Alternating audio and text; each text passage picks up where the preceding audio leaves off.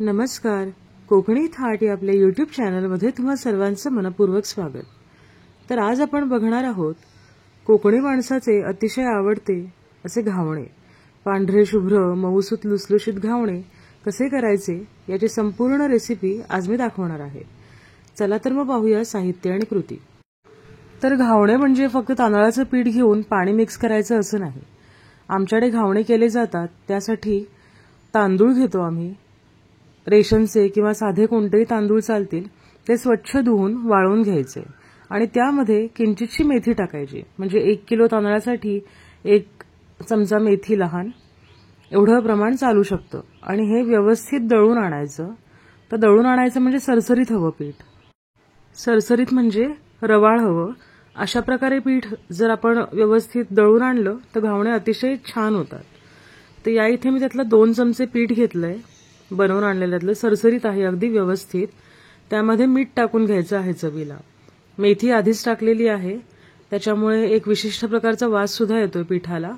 आणि यामध्ये आपण 1.5 पट किंवा दुप्पट पाणी घालून घ्यायचं आधी.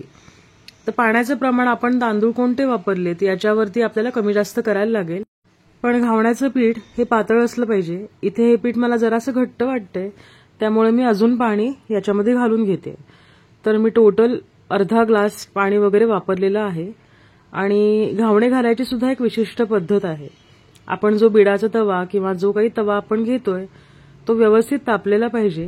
त्याला कांद्याने किंवा अशा प्रकारे ब्रशने तेल किंवा तूप लावून घ्यायचं.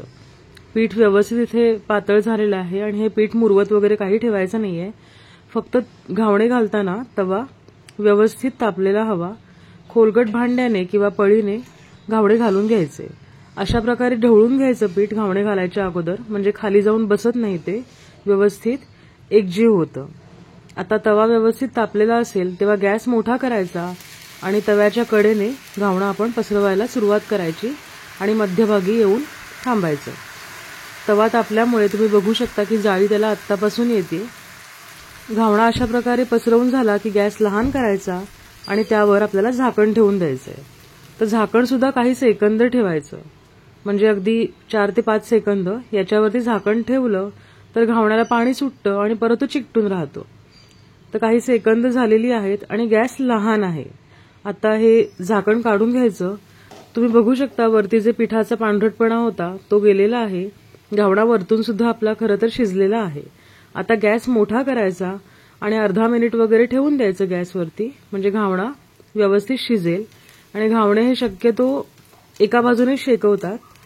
एक अर्ध्या मिनिटानंतर साईडची कडा वगैरे सुटल्यानंतर घावणा आपल्याला असाच काढून एखाद्या टोपलीवर किंवा पोलपाटावर ठेवला तरी सुद्धा चालेल.